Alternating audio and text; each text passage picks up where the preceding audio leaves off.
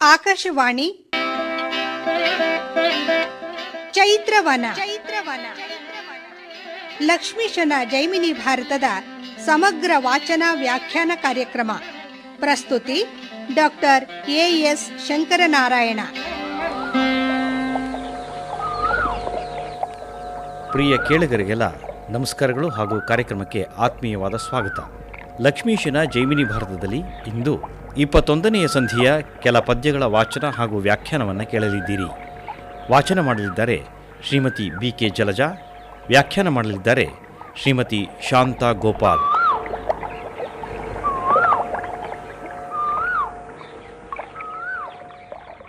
ಕುಶನ ಬಾಣಗಳ ಒಂದು ಘಾತಕ್ಕೆ ಸಿಕ್ಕಿ ಸಕಲ ಸೈನ್ಯವೆಲ್ಲ ಮಗುಚಿಕೊಂಡು ಮಲ್ಕೊಂಡ್ಬಿಟ್ಟಿದೆ. ಅದರ ಜೊತೆಗೆ ಶತ್ರುಘ್ನ ಮತ್ತು ಲಕ್ಷ್ಮಣ ಇಬ್ಬರೂ ಸಹ ಅಲ್ಲಿಯೇ ಮಲಗಿದ್ದಾರೆ, ಭೂಮಿಗೆ ಮುಖ ಮಾಡಿ ಮಲ್ಕೊಂಡಿದ್ದಾರೆ.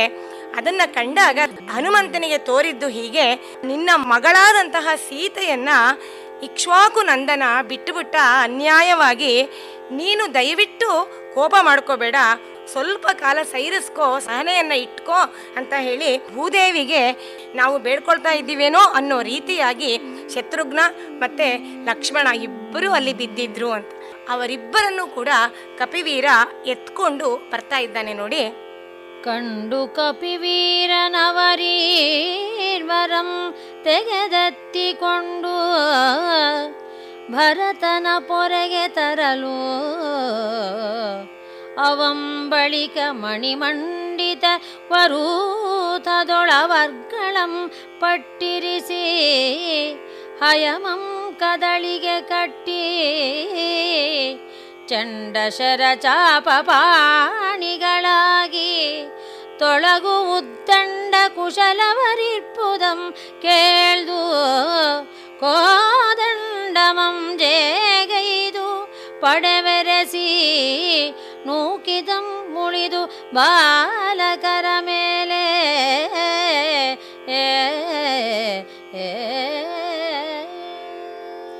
ಅವರಿಬ್ಬರನ್ನು ಕೂಡ ಲಕ್ಷ್ಮಣ ಶತ್ರುಘ್ನರನ್ನ ಕಪಿವೀರನಾದಂತಹ ಹನುಮಂತ ಎತ್ಕೊಂಡು ಭರತನ ರಕ್ಷಣೆಗೆ ಕರ್ಕೊಂಡು ಬರ್ತಾನೆ. ಭರತ ಅವರಿಬ್ಬರನ್ನು ಮಣಿಮಯವಾದಂತಹ ಒಂದು ಸುಂದರವಾದ ರಥದಲ್ಲಿ, ಯುದ್ಧ ರಥದಲ್ಲಿ ಮಲಗಿಸ್ಬಿಟ್ಟ ನಂತರ ತನ್ನ ಸೈನ್ಯವನ್ನೆಲ್ಲ ಇತ್ತ ಕಡೆಗೆ ಕುಶಲವರ ಕಡೆಗೆ ದಬ್ಬುತ್ತಾನೆ, ಕಳಿಸ್ತಾ ಇದ್ದಾನೆ. ಅಲ್ಲಿ ನಿಂತಿದ್ದಾರೆ ಆ ಇಬ್ಬರು ಬಾಲಕರು. ಅಶ್ವವನ್ನ ಕದಳಿಗೆ, ಬಾಳೆ ಮರಕ್ಕೆ ಮತ್ತೆ ಕಟ್ಟಿದ್ದಾರೆ. ಇಲ್ಲಿ ಮತ್ತೆ ಬಾಳೆ ಮರದ ಪ್ರಸಂಗ ಬರುತ್ತೆ ನೋಡಿ. ಒಂದನ್ನು ನಾವು ಪರಿಭಾವಿಸಬೇಕು. ವಾಲ್ಮೀಕಿ ಆಶ್ರಮದ ತೋಟದ ಆಸುಪಾಸಿನಲ್ಲಿ ನಡೀತಿರುವಂತಹ ಯುದ್ಧ ಇದು. ಅವರಿಬ್ಬರು ನಿಂತಿದ್ದಾರಂತೆ, ಕೋದಂಡವನ್ನು ಹಿಡ್ಕೊಂಡು ಬಿಲ್ಲನ್ನು ಝೇಂಕಾರ ಮಾಡ್ತಾ ಆ ಹೆದೆಯೇರಿಸಿ ನಿಂತಿರೋ ಮಕ್ಕಳ ಮೇಲೆ ಇವರ ಸೈನ್ಯವನ್ನು ನುಗ್ಗಿಸ್ತಾರೆ. ಹಾಗೆ ನುಗ್ಗಿಸಿದಂಥ ಸೈನ್ಯವನ್ನು ಅಣ್ಣ ತಮ್ಮಂದಿರಿಬ್ಬರು ಏನು ಮಾಡ್ತಾ ಇದ್ದಾರೆ ನೋಡಿ. ಅಣ್ಣ ತಮ್ಮಂದಿರಿರ್ವರು ಅರಿಚತುರ್ಬಲಂ ಪಣ್ಣಿ ಬಗೆ ಕಂಡು ಬಿಲ್ಗೊಂಡೆದ್ದು ಕೋಪದಿಂ ಅಣ್ಣೆ ಕಲ್ಲಾಡಿದರ್ ಪಟು ಭಟರ ತಲೆಗಳಿಂ ಬಾಣ ಪ್ರಯೋಗದಿಂದೇ ಬಣ್ಣಿಸಲ್ಪವಣೆ ಯೋಜನದಗಲ ಮೆಲ್ಲಿಯುಂ ಕಣ್ಣವೆಯಲಗುವನಿತರೊಳ್ ಸರಲ್ಮಯಮಾಗೆ ಚಿನ್ನರಂಗದ ಮೇಲೆ ಮೆಚ್ಚಿ ಪೂಮಳೆಗಳಂ ಕರೆದ ಮರರ್ಪೊಗಳ್ದು. ಸೈನ್ಯ ಅವರ ಮೇಲೆ ಬಂದು ಮತ್ತೆ ಬೀಳ್ತಾ ಇದ್ದ ಹಾಗೆ ಇವರಿಬ್ಬರು ಕಾಯ್ತಾ ಇರ್ತಾರೆ. ಆ ಕುದುರೆಯನ್ನ ಏಳ್ತಾರೆ. ತಮ್ಮ ಕೈಯಲ್ಲಿ ಇದ್ದಂತಹ ಚೆಂಡ ಕೋದಂಡವನ್ನ ಮತ್ತೆ ಹೆದೆಯೇರಿಸೇ ನಿಂತಿದ್ದಾರೆ. ಇಬ್ಬರು ಹೇಗೆ ಬಾಣಗಳನ್ನು ಬಿಡ್ತಾರೆ ಅಂತಂದ್ರೆ, ಅಲ್ಲಿ ಬಂದಂತಹ ಎಲ್ಲ ಸೈನಿಕರ ತಲೆಗಳನ್ನು ಅಣ್ಣೆಕಲ್ಲಾಡ್ಬಿಡ್ತಾರಂತೆ. ಅಣ್ಣೆಕಲ್ಲಾಡೋದು ಅಂದರೆ ಅದೊಂದು ಗ್ರಾಮೀಣವಾದಂಥ ಆಟ, ಕಲ್ಲಾಟ ಅಂತ ಕೂಡ ಸಾಧಾರಣವಾಗಿ ಕರಿತೀವಿ. ಅಣ್ಣೆಕಲ್ಲಾಡೋದು ಅಂತಂದರೆ 5 ಕಲ್ಲುಗಳನ್ನು ಇಟ್ಕೊಂಡು ಒಂದಾದ ಮೇಲೆ ಒಂದನ್ನು ಮೇಲಕ್ಕೆ ಎಸೆಯೋದು, ಮತ್ತೆ ಕೆಳಗಿನದನ್ನು ಹಿಡ್ಕೊಳ್ಳೋದು. ಆ ಮೇಲಕ್ಕೆ ಎಸೆದಿದ್ದು ಕೆಳಗೆ ಬಂದು ಬೀಳುತ್ತೆ. ಇವರು ಬಾಣ ಪ್ರಯೋಗ ಹೇಗೆ ಮಾಡ್ತಿದ್ರಂತೆ ಅಂತಂದರೆ, ಇಬ್ಬರೂ ಕೂಡ ಒಬ್ಬರಾದ ಮೇಲೆ ಒಬ್ಬರು ಅಲ್ಲಿ ಬಂದಂಥ ಎಲ್ಲ ಸೈನಿಕರ ತಲೆಗಳನ್ನು ಎಗರಿಸಿ ಅದು ಸ್ವಲ್ಪ ಮೇಲೆ ಹೋಗಿ ಕೆಳಗಡೆ ಬೀಳ್ತಿತ್ತಂತೆ. ಎಷ್ಟು ಸುಂದರವಾದಂತಹ ಒಂದು ಉಪಮೆಯನ್ನು ಕೊಟ್ಟಿದ್ದಾನೆ ಲಕ್ಷ್ಮೀಶ. ಕಲ್ಲು ಸಹ ಅಣ್ಣೆಕಲ್ಲು ಆಡೋದಕ್ಕೆ ವಿಶೇಷವಾಗಿ ಆ ಬೆಣಚೆ ಕಲ್ಲನ್ನು ತೇಯ್ದು ದುಂಡಾಗಿ ಮಾಡ್ಕೊಂಡಿರೋದು ಉಂಟು. ಹಾಗೆ ಪಟುಭಟರ ತಲೆಗಳು ಕೂಡ ದುಂಡಾಗಿರ್ತಾ ಇದ್ವು. ಆ ದುಂಡಾದ ತಲೆಗಳು ಮೇಲೆ ಎಗರಿ ಕೆಳಗೆ ಬೀಳ್ತಿತ್ತು. ಅಂದರೆ ದೂರದಿಂದ ನೋಡೋರಿಗೆ ಇದು ಸೈನಿಕರ ರಣರಂಗದಲ್ಲಿ ಅಣ್ಣೆಕಲ್ಲಾಡ್ತಾ ಇದ್ದಾರೇನೋ ತಲೆಗಳನ್ನು ಉಪಯೋಗಿಸಿ ಅನ್ನೋ ರೀತಿಯಾಗಿ ಕಾಣ್ತಿತ್ತು ಅಂತ ಹೇಳಿ ಇಲ್ಲಿ ವರ್ಣನೆ ಮಾಡ್ತಾನೆ. ಅವರ ಬಾಣ ಪ್ರಯೋಗದ ಲಾಘವವನ್ನು, ಚಾತುರ್ಯವನ್ನು ಯಾರಿಂದಲಾದರೂ ಬಣ್ಣಿಸೋದಕ್ಕೆ ಸಾಧ್ಯವೇ ಅಂತ ಹೇಳಿ ಆಶ್ಚರ್ಯ ಸೂಚಕ ಚಿಹ್ನೆಯನ್ನು ಕೂಡ ಪ್ರಯೋಗ ಮಾಡ್ತಾ ಇದ್ದಾನೆ. ಮತ್ತು ಕಣ್ಣು ಮಿಟುಕಿಸಿ ತೆಗೆಯೋದ್ರಲ್ಲಿ ಅವರಿನ್ನೆಷ್ಟು ಬಾಣಗಳನ್ನು ಬಿಟ್ಟಿದ್ರಂತೆ ಅಂದರೆ ಗಾವುದ ದೂರದವರೆಗೂ ಎಲ್ಲ ಕಡೆ ಅದು ಬಾಣಮಯವಾಗಿ ಹೋಗ್ಬಿಟ್ಟಿತ್ತಂತೆ.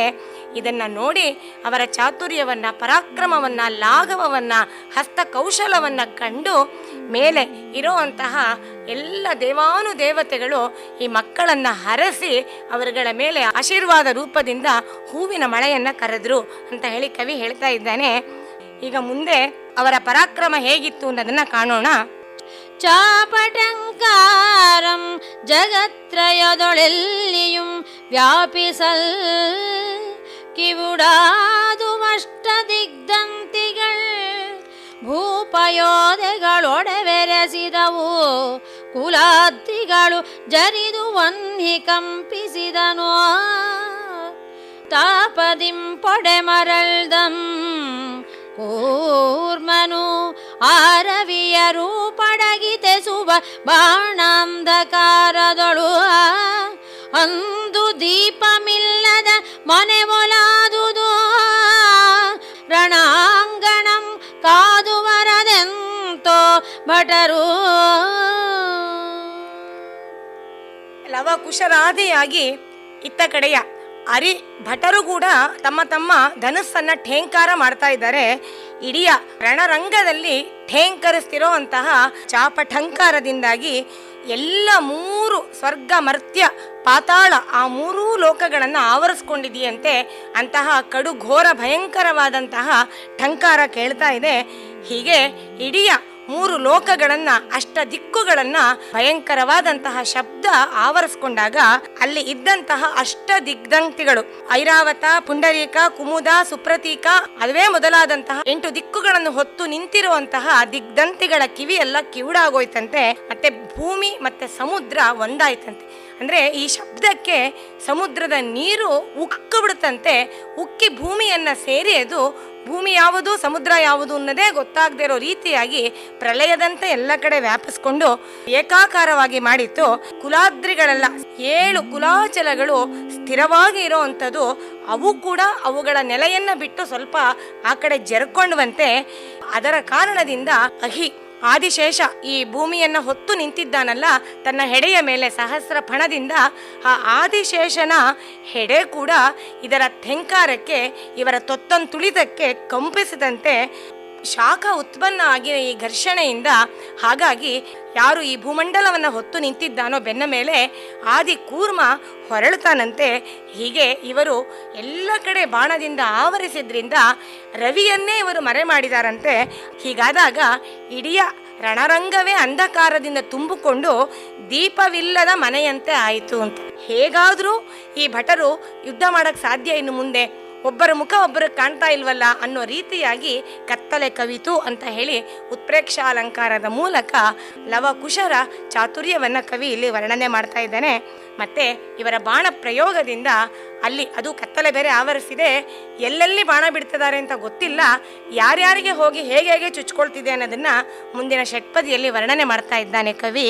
ಕೋಲ್ಗರೆಯಲಾನೆಗಳ ಸುಂಡಿಲ್ಗಳಂ ಹಯದ ಕಾಲ್ಗಳು ರಾವುತರ ಜೋದರ ಶಿರಂಗಳು ಮೇಲ್ಗೈಯ ರಥಿಕರ ಧನುರ್ದಂಡಮಂ ಕೈದು ವಿಡಿದ ಪ್ರಾಣಿಗಳು ಇಳೆಗೆ ಸಾಲ್ಗೊಂಡುರುಳ್ದ ಒದಗಿದ ಕಪಿಗಳಂಗದೊಳ್ ಕೀಲ್ಗಳಂ ಬಲಿದಂತೆ ನಾಟಿದುವು ಪರಬಲಂ ಸೋಲ್ಗುಮಲ್ಲದೆ ಕುಶಲವರ ಮುಂದೆ ಗೆಲ್ವ ಭಟರಂ ಕಾಣೆನಾಹವದೊಳು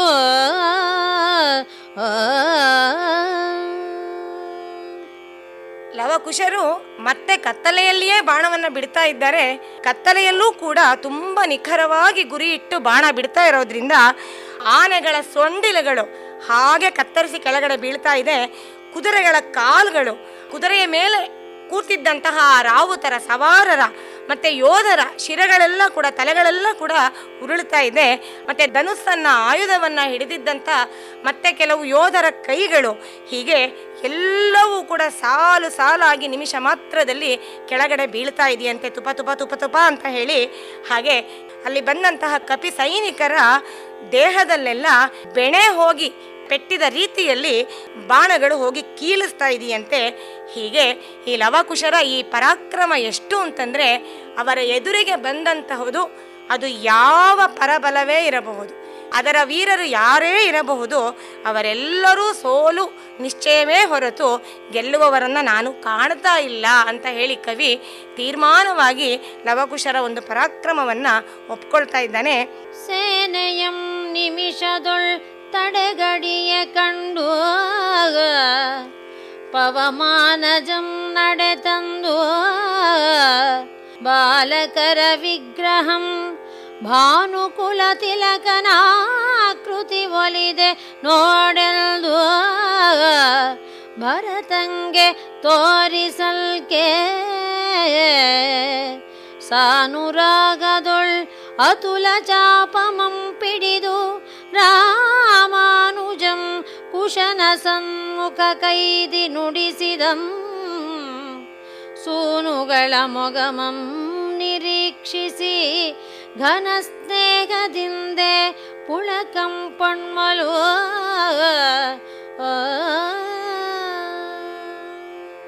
ಅಂತಹ ತ್ರಿಲೋಕ ವೀರರಾದಂತಹ ಇಬ್ಬರು ಬಾಲಕರನ್ನ ಹನುಮಂತ ಹತ್ತಿರದಿಂದ ನೋಡ್ತಾನೆ. ಆಗ ಅವನಿಗೆ ರಾಮನ ಪ್ರತಿರೂಪ ಇವರೋ ಅನ್ನೋದು ಗೊತ್ತಾಗುತ್ತೆ. ಆಗ ಒಡನೆಯೇ ಭರತನನ್ನು ಕರೆದು ತೋರಿಸ್ತಾ ಇದ್ದಾನೆ. ನೋಡು, ಇವರನ್ನು ನೋಡಿದಾಗ ಇವರಿಬ್ಬರು ರಾಮನ ಪ್ರತಿರೂಪ ಆಗಿ ತೋರ್ತಾ ಇದ್ದಾರಲ್ವಾ, ಹಾಗಾಗಿ ಇವರನ್ನ ಒಂದೇ ಏಟಿಗೆ ಎದುರಿಸೋದು ಸರಿ ಇಲ್ಲ ಅನ್ನೋ ಸೂಚನೆಯನ್ನು ಅವನು ಹೇಳದೆಯೇ ಹೇಳಿದಾಗ ಅನುರಾಗದಿಂದ, ಆಸೆಯಿಂದ, ಪ್ರೀತಿಯಿಂದ ಭರತ ತನ್ನ ಕೈಯಲ್ಲಿ ಹೋಲಿಕೆಗೆ ನಿಲ್ಲದಂತಹ ಕೋದಂಡವನ್ನು ಕೈಲಿ ಹಿಡಿದಿದ್ದಾನವನು. ಅದನ್ನು ತೆಗೆದುಕೊಂಡು ಕುಶನ ಮುಂದೆ ಬರ್ತಾ ಇದ್ದಾನೆ.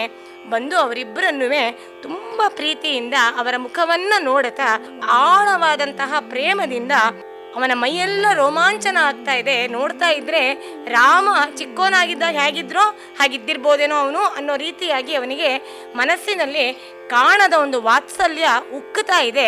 ರೋಮಾಂಚಿತಗೊಂಡಂಥ ಭರತ ನಿಧಾನವಾಗಿ ಪ್ರೇಮದಿಂದ ಅವರನ್ನು ಮಾತಾಡಿಸ್ತಾ ಇದ್ದಾನೆ. ವತ್ಸ ನೀನಾರವಂ ನಿನಗೀತನೇನಹಂ ಮತ್ಸಹೋದರರನು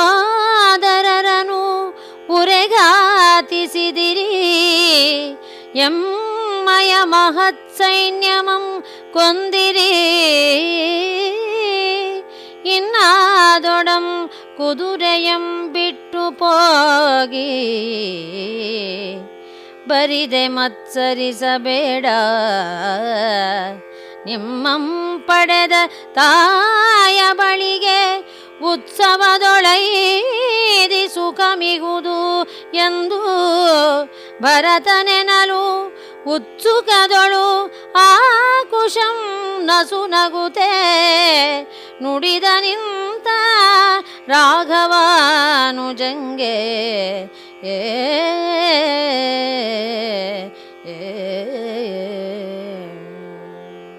ಅಪ್ಪ, ಮಗು, ನೀನು ಯಾರ ಮಗ? ಈತ ಇದ್ದಾನಲ್ಲ, ನಿನ್ನ ಪಕ್ಕ ನಿಂತಿದ್ದಾನಲ್ಲ, ಈ ಬಾಲಕ, ಇವನು ನಿನಗೇನಾಗಬೇಕು? ಇಷ್ಟೊತ್ತು ನಮ್ಮ ಸೈನ್ಯವನ್ನೆಲ್ಲ ಧೂಳಿಪಟ ಮಾಡಿದ್ದೀರಾ, ನನ್ನ ತಮ್ಮಂದರಿಬ್ಬರನ್ನೂ ಕೂಡ ಘಾತ ಮಾಡಿದ್ದೀರಾ, ಅವರಿಬ್ಬರಿಗೂ ಕೂಡ ಕುದುರೆಯನ್ನು ಕೂಡ ಕಟ್ಟಿದ್ದೀರಾ. ಆಯಿತು, ಸಾಕು, ನಿಮ್ಮ ಪರಾಕ್ರಮವನ್ನೆಲ್ಲ ನಾವು ನೋಡಿದ್ವು, ತುಂಬ ಮೆಚ್ಕೊಂಡಿದ್ದೀವಿ ನಿನ್ನ ಪರಾಕ್ರಮವನ್ನು.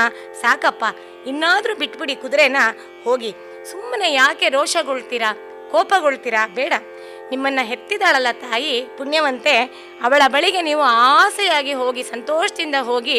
ನಿಜಕ್ಕೂ ಅವಳು ವೀರ ಮಾತೇನೆ, ಅದರಲ್ಲೇನೇ ಸುಖ ಇರೋದಪ್ಪ ಅಂತ ಹೇಳಿ ಭರತ ಒಳ್ಳೆಯ ಮಾತನ್ನು ಉಕ್ಕಿದ ಸ್ನೇಹದಿಂದ ಆಡಲು ಕುಶ ಅವನು ಹೇಳ್ತಾನೆ ನಸುನಗುತ್ತಾ, ಒಂದು ರೀತಿಯಾದಂತಹ ಒಂದು ಮೊನಚಾದ ತಿಳಿಯಾದ ಒಂದು ಹಾಸ್ಯ ವ್ಯಂಗ್ಯವನ್ನ ಸೂಸುತ್ತಾ ಭರತನಿಗೆ ಹೇಳ್ತಾ ಇದ್ದಾನೆ, ಕಟ್ಟಿದ ತುರಂಗಮಂ ಬಿಡುವನಲ್ಲ,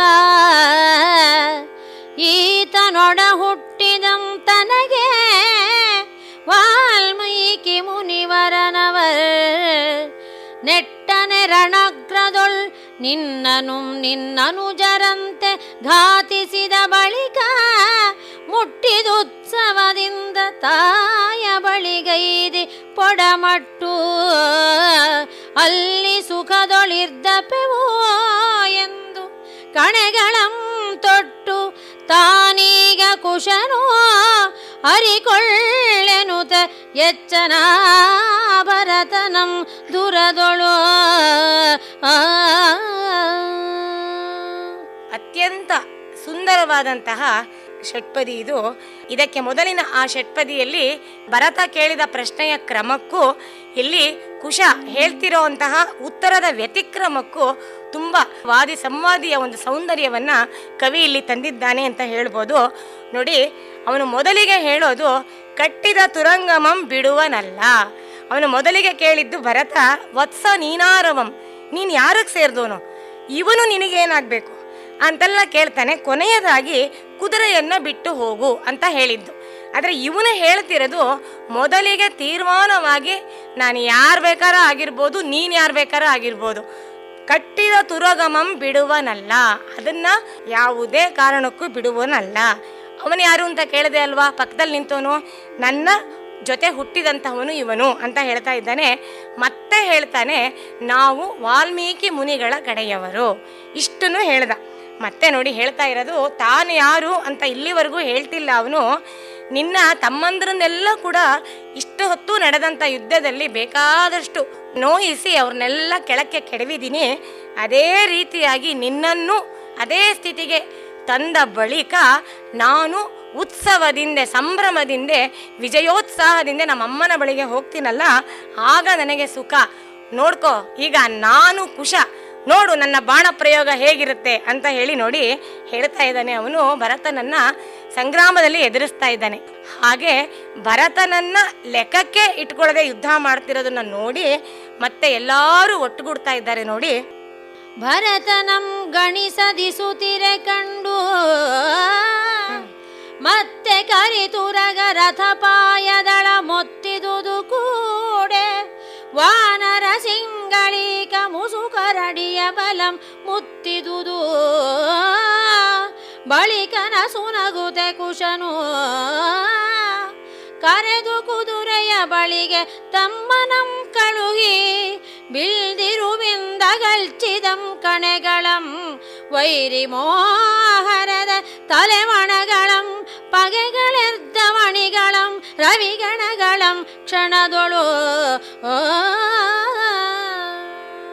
ಹೀಗೆ ಭರತನನ್ನ ಒಂದೇ ಸಮನಾಗಿ ಬಾಣಗಳಿಂದ ಅವನು ಆಕ್ರಮಣ ಮಾಡ್ತಾ ಇರಬೇಕಾದ್ರೆ ಭರತನ ಜೊತೆ ಬದ್ದಿದ್ದಂತಹ ಎಲ್ಲ ಸಕಲ ವಾನರ ಸೈನ್ಯ ಕೂಡ ಭರತನ ಸಹಾಯಕ್ಕೆ ಬರುತ್ತೆ.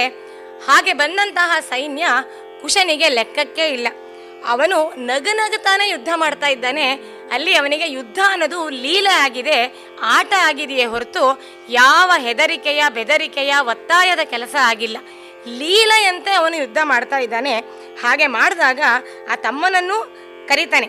ಅವನ ತಮ್ಮನನ್ನ ಕರೆದು, ನೀನು ಕುದುರೆಯನ್ನ ನೋಡ್ಕೋ, ಮಿಕ್ಕಿದ್ದನ್ನು ನಾನು ನೋಡ್ಕೊಳ್ತೀನಿ ಅಂತ ಹೇಳಿ ಬಂದು ತಾನು ಬಿಲ್ಲಿನಿಂದ ಬಾಣಗಳನ್ನ ಬಿಟ್ಟು ಎಲ್ಲರ ತಲೆಗಳನ್ನ ಕತ್ತರಿಸಿ ಹಾಕ್ತಾ ಇದ್ದಾನೆ. ಅವರ ವೈರಿ ಮೋಹರದ ರಿಪು ಸೈನ್ಯದ ಆ ಪಟುಭಟರ ತಲೆಗಳಲ್ಲಿ ಇದ್ದಂತಹ ಕಿರೀಟದಲ್ಲಿ ಇದ್ದಂತಹ ಮಣಿಮಯವಾದಂತಹ ರತ್ನಗಳನ್ನೆಲ್ಲ ಕೆಳಗೆ ಕೆಡವುತ್ತಾ ಇದ್ದಾನೆ. ಅವರು ಹಾಕೊಂಡಿದ್ದಂತಹ ಕವಚಗಳಲ್ಲಿ ಇದ್ದಂತಹ ಮಣಿಗಳು, ಅದರ ಮೇಲೆ ಧರಿಸಿದ್ದಂತಹ ಹಾರಗಳು, ರತ್ನಖಚಿತವಾದಂತಹ ಹಾರಗಳು, ಆ ಹಾರಗಳಲ್ಲಿ ಇದ್ದಂತಹ ರತ್ನಗಳು ಎಲ್ಲವೂ ಸೂರ್ಯನಂತೆ ಪ್ರಕಾಶಮಾನವಾಗಿತ್ತಂತೆ. ಅದೆಲ್ಲವನ್ನು ಅವನು ಕ್ಷಣ ಮಾತ್ರದಲ್ಲಿ ಕೆಳಗಡೆ ಬೀಳೋ ರೀತಿ ಮಾಡ್ತಿದ್ದಾನೆ. ಅಂತಂದರೆ ಕಿರೀಟ ಕೆಳಗೆ ಬೀಳೋದು, ಕವಚಗಳು ಮತ್ತು ಹಾರಗಳು ಹರಿದು ಬೀಳೋದು ಅಂದರೆ ಅವರೆಲ್ಲರೂ ಸಾಯೋದು ಅಂತಲೇ ಅರ್ಥ.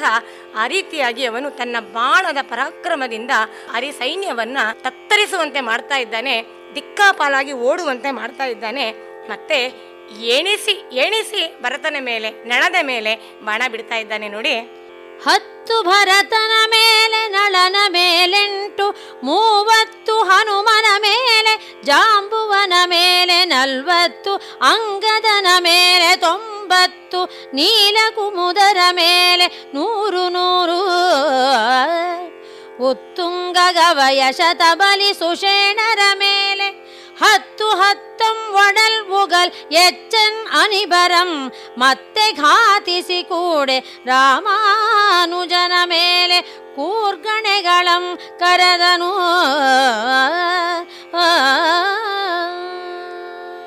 ಕುಶನ ಲಾಘವ ಎಷ್ಟು ಅಂತಂದ್ರೆ, ಅವನಿಗೆ ಯಾರ ಮೇಲೆ ಎಷ್ಟು ಬಾಣ ಬಿಡಬೇಕು ಅಂತ ಹೇಳಿ ಮನಸ್ಸಿನಲ್ಲಿ ನಿಶ್ಚಯ ಮಾಡ್ಕೊಳ್ತಾನೋ, ಕೈ ಬತ್ತಳಿಕೆಗೆ ಹೋದಾಗ ಅಷ್ಟೇ ಬಾಣ ಬರ್ತಿತ್ತು. ಆ ರೀತಿಯಾಗಿ ಭರತನ ಮೇಲೆ 10, ನಳನ ಮೇಲೆ 8, ಹನುಮಂತನ ಮೇಲೆ 30, ಜಾಂಬವನ ಮೇಲೆ 40, ಅಂಗದನ ಮೇಲೆ 90, ನೀಲ ಕುಮುದರ ಮೇಲೆ 100 ಎಣಿಸಿ, ಹೀಗೆ ಉತ್ತುಂಗರಾದಂತಹ ಗವಯ ಶತಬಲಿ ಸುಷೇಣರ ಮೇಲೆ 10 ಅನ್ನೋ ರೀತಿಯಾಗಿ ಇಷ್ಟು ಬಾಣಗಳು ಒಮ್ಮೆಲೆ ಅವರ ದೇಹವನ್ನು ಹೊಕ್ಕಬೇಕು.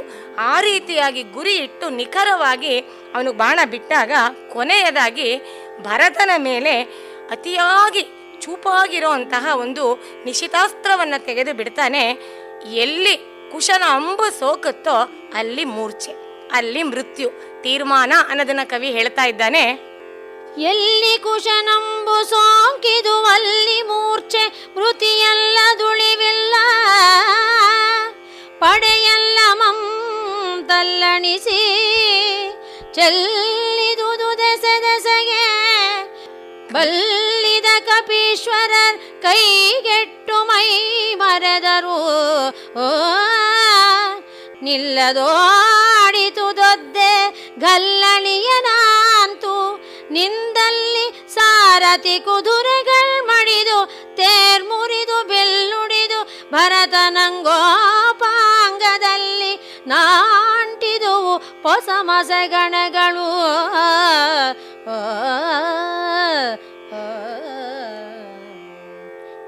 ಯಾರ ದೇಹದಲ್ಲಿ ಕುಶನ ಬಾಣಗಳು ಹೋಗಿ ನಾಟತ್ವೋ, ನಾಟದು ಬೇಡ, ತಗಲಿದ್ರೆ ಸಾಕು, ಸೋಕಿದ್ರೆ ಸಾಕು, ಅವರು ಮೂರ್ಛೆ ಹೋಗ್ತಾ ಇದ್ರು. ಮತ್ತೆ ಸ್ವಲ್ಪ ಆಳವಾಗಿ ನಾಟಿದ್ರೆ ಅವರ ಮೃತ್ಯುವನ್ನೇ ಹೊಂದುತ್ತಾ ಇದ್ರು. ಈ ರೀತಿಯಾಗಿ ಇಡೀ ಸೈನ್ಯವೆಲ್ಲ ತಲ್ಲಣಿಸಿ ಹೋಯ್ತಂತೆ ಕುಶನ ಬಾಣಾಘಾತದಿಂದ. ಕೊನೆಗೆ ಬಲ್ಲಿದರಾದಂತಹ ಕಪಿ ಸೈನ್ಯವೆಲ್ಲ, ಎಂತಹ ಬಲ್ಲಿದರವರು, ರಾವಣನ ವ್ಯವಸ್ಥಿತವಾದಂತಹ ರಾಕ್ಷಸ ಸೈನ್ಯವನ್ನ ಕಪಿ ಬಲದ ಸಹಾಯದಿಂದಲೇ ಗೆದ್ದದ್ದು ರಾಮ.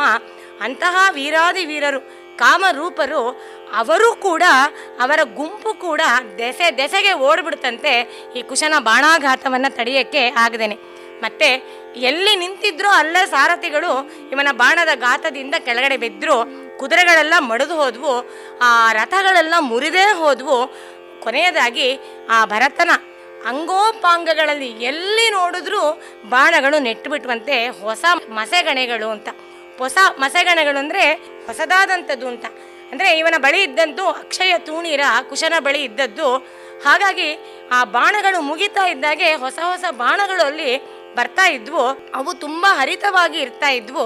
ಅಂತಹ ಬಾಣಗಳು ಭರತನ ಅಂಗೋಪಾಂಗಗಳಲ್ಲಿ ಹೋಗಿ ನೆಟ್ಕೊಳ್ತಾ ಇದ್ದಂತೆ ಅದನ್ನು ನೋಡಿ ಇಡೀ ಜಗತ್ತಿನಲ್ಲಿ ಕುಶನ ಅಸ್ತ್ರದ ನಿಖರಕ್ಕೆ ಮೈಗೊಟ್ಟವರು ಮಿಗೆ ಪತಿತನಾಗಿದ್ದ ಪರೆ ಅಂತ ಕವಿ ಕೇಳ್ತಾ ಇದ್ದಾನೆ ನೋಡಿ.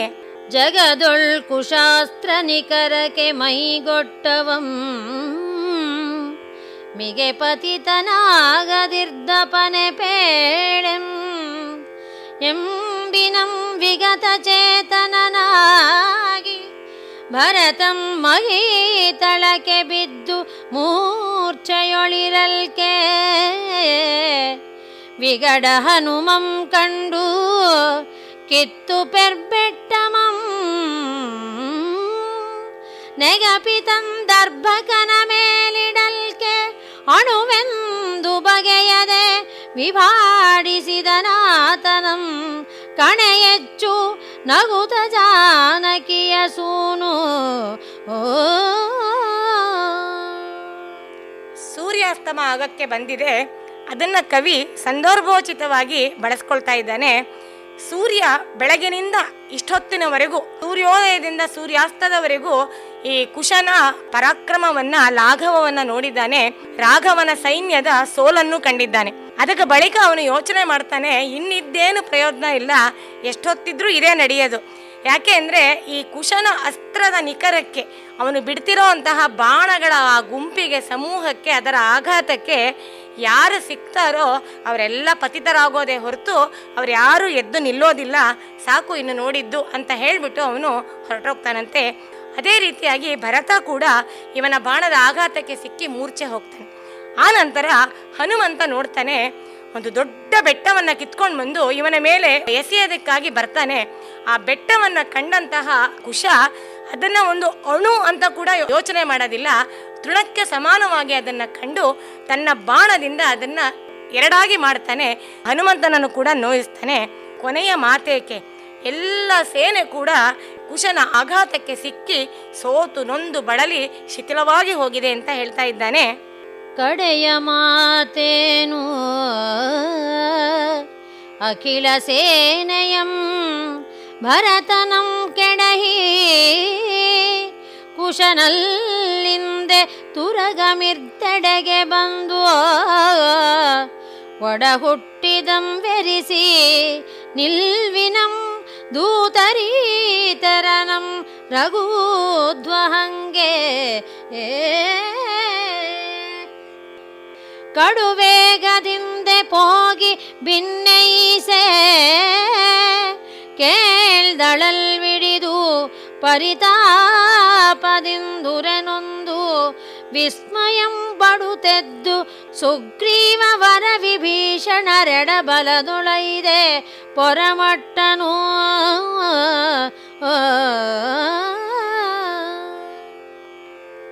ಸಕಲ ಸೇನೆ ಎಲ್ಲವೂ ಕುಶನ ಆ ಬಾಣಾಘಾತಕ್ಕೆ ಸಿಕ್ಕು ನೊಂದ ಮೇಲೆ ಕೊನೆಗೆ ಉಳಿದಿದ್ದು ಆ ದೂತರೆ. ಅವರು ಹೋಗಿ ಇದನ್ನ ರಾಮನಿಗೆ ಈ ಸುದ್ದಿಯನ್ನು ಮುಟ್ಟಿಸ್ತಾರೆ.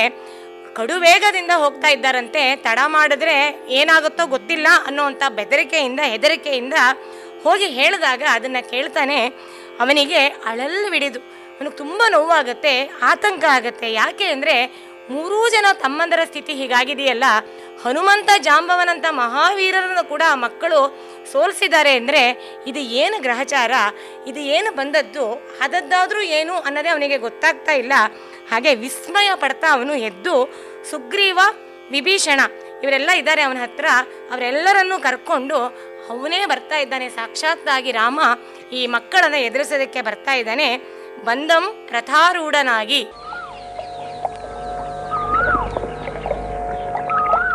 ಇದುವರೆಗೆ ಲಕ್ಷ್ಮೀಶನ ಜೈಮಿನಿ ಭಾರತದಲ್ಲಿ 21ನೆಯ ಸಂಧಿಯ ಕೆಲ ಪದ್ಯಗಳ ವಾಚನ ಹಾಗೂ ವ್ಯಾಖ್ಯಾನವನ್ನು ಕೇಳಿದಿರಿ.